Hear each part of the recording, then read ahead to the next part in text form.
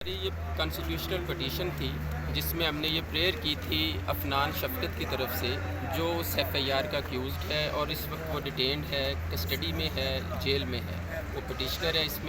اس نے یہ پریئر کی ہے کہ میں سٹیزن ہوں اس ملک کا، پاکستان کا، سرٹن رائٹس ہیں میرے بینگ اے سٹیزن، اور مجھے جو اپرچونٹی آف فیئر ٹرائل ہے آرٹیکل 10A کانسٹیٹیوشن کے تحت اور ڈیو پروسیس کی، وہ نہیں دی جا رہی، اور میں ایز پر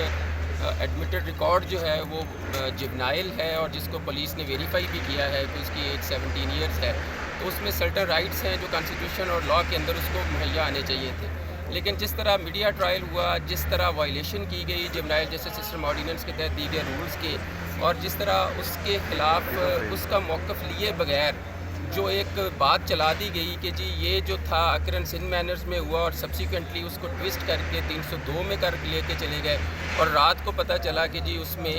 جو چیف صاحب ہیں ہمارے منسٹر صاحب وہ گئے ہیں، تو اس میں 7-8 یہ آزاد ہو گئی۔ سرپرائزنگلی ہم عرصہ 19 سال سے اس وکالت کے شعبے سے منسلک ہیں۔ اچھا، آپ کی عدالتی کارروائی بتائیں۔ آج کی عدالتی کارروائی میں ہماری جو ریٹ پٹیشن تھی وہ ایڈمٹ ہوئی ہے،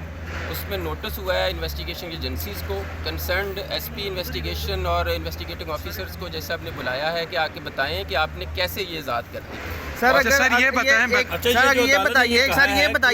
یہ بتائیے کہ اگر یہ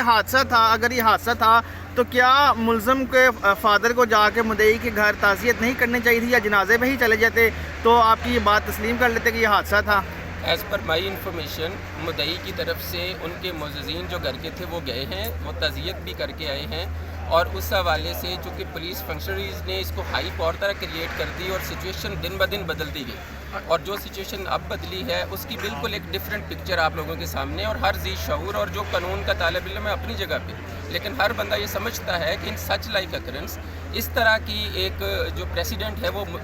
قریب جو ماضی قریب میں نہیں ملتی کہیں، کیونکہ لاء کے اندر بھی نہیں۔ اچھا سر، یہ بغیر لائسنس کے بھی مفادنامہ کی پٹیشن میں کنورٹ کرتے ہوئے جج صاحب نے جو جنرل آرڈر کیا ہے وہ کیا ہے؟ ہماری پٹیشن کو ابھی انہوں نے جو جنرل آرڈر پاس کیا اس میں سی ٹی او کو بلایا گیا تھا، اور سی ٹی او اور ایس ایس پی جو آپریشن ہے وہ آئے، انہوں نے بتایا کہ جی جو بندے ویلڈ لائسنس نہیں رکھتے ان کے اگینسٹ ہم نے سابقہ کچھ دنوں میں ایف آئی آرز بھی دی ہیں، اور اس کے اوپر ہم پروسیڈ کر رہے ہیں۔ جنہوں نے کہا کہ 7.3 ملین وہیکلس ہیں جو رجسٹرڈ ہیں لاہور میں، اور اونلی 13 لاکھ جو ہے وہ ویلڈ لائسنس ہے۔ دس از شاکنگ فار اس۔ اچھا سر، اب ادھر یہ بتائیں بغیر